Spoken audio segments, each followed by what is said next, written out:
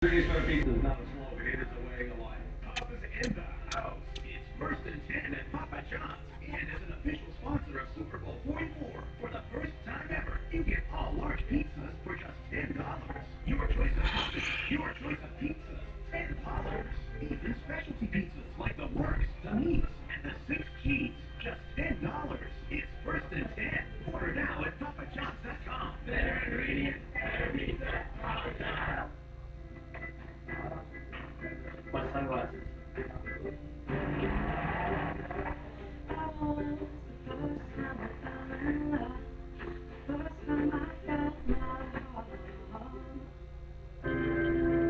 Arrested for a notorious murder.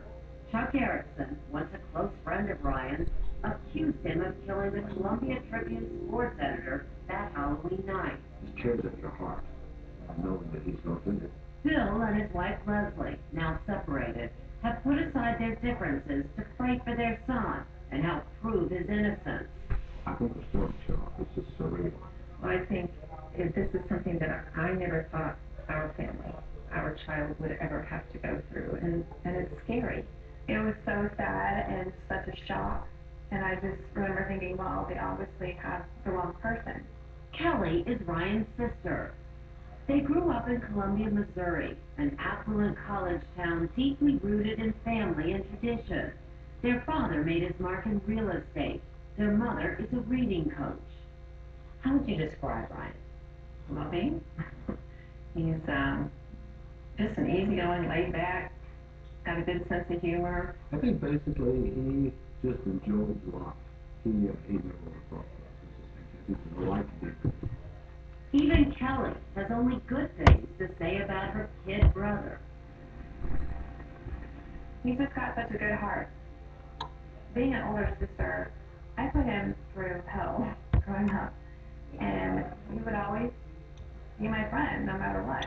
I mean, you make him sound like a Boy Scout. Oh, but he was a Boy Scout.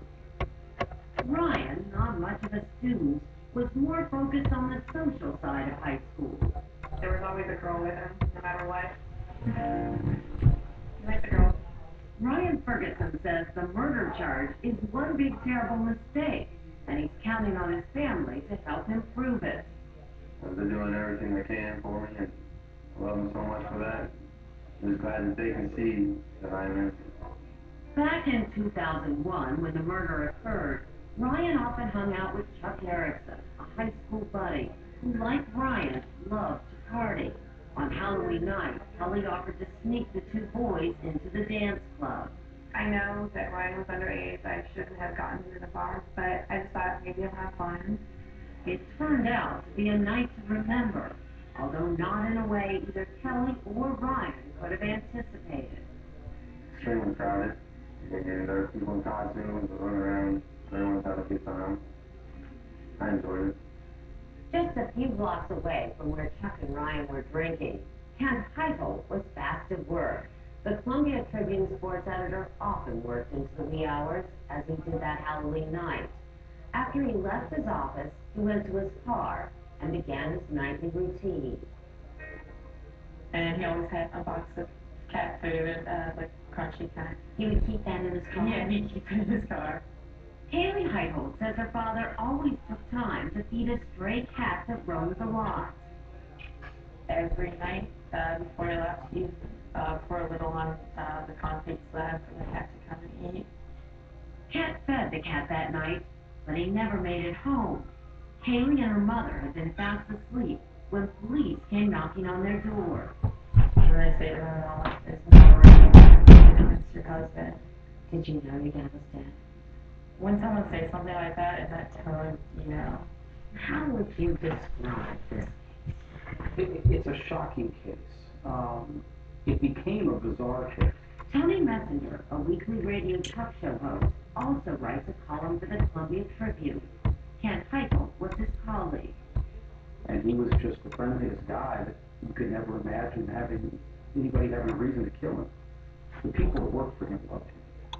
I mean, he sounds like he was literally a little bigger than life. He was very well liked because he was willing to cover the little sports as much as the big sports. Kent signed off his computer at 2:08 a.m. Less than 20 minutes later, he was found dead by his car. He was beat mercilessly with some sort of blunt object. And then once he was down to the ground, as I understand it, he was strangled with his own belt. Initially, police kept that detail about Kent's belt to themselves. It would later become a crucial issue in the case. But they did reveal other facts of the crime right away. There were bloody shoe prints.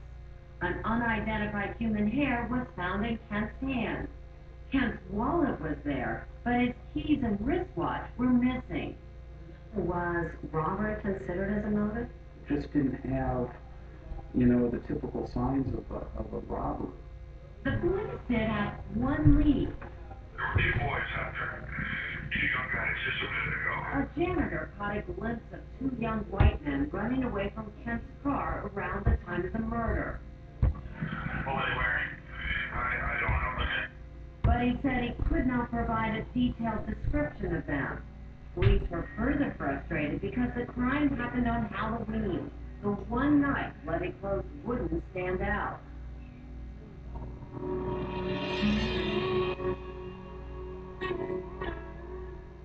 Two years later, Kent Heithold's murder was the only unsolved homicide in Columbia. Police said they were still hopeful someone would pick up the phone to clear his conscience. Haley Heithold wasn't holding her breath.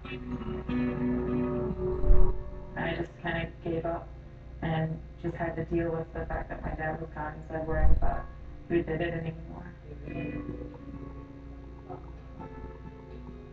Then, in January 2004, a tip came in on the Crime Stoppers phone line that someone was talking and telling his friends that he was involved in the crime.